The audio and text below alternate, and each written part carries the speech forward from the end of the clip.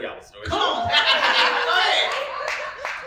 When I was maybe 5 years old, I was in a music store in Kansas City. This is a true story.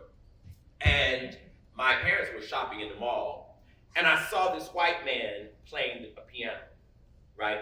And it looked to me at the time like his fingers were just magically gliding across these fingers, and I mean these keys, and this unbelievable sound was coming out, right?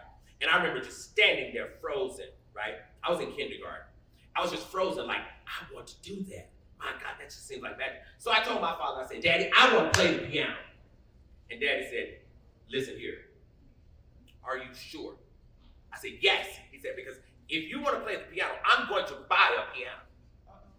Right? I said, I'm going to play it. I'm going to play it. I'm going to play it. I'm telling you I'm going to play it. Oh my God, that just looks so incredible.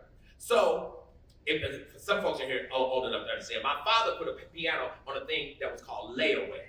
Yeah. We all know layaway. My father put a piano on layaway, and it took him more than a year and a half to pay it off.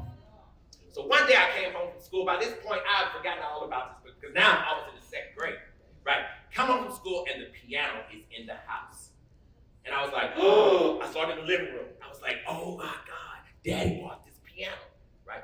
So Daddy said, okay, you got to start taking some lessons now, right? And he said, Aaron, I want you to start listening, right? And then, just pick up the music. I was like, what the hell is it? Just pick it up, right? He really encouraged me to play by ear, right? So I started taking piano lessons, which he was paying for also.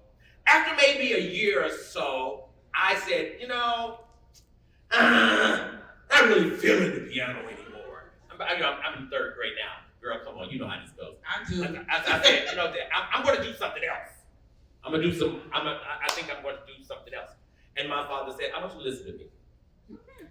And this is the only time my father called me nigga, right?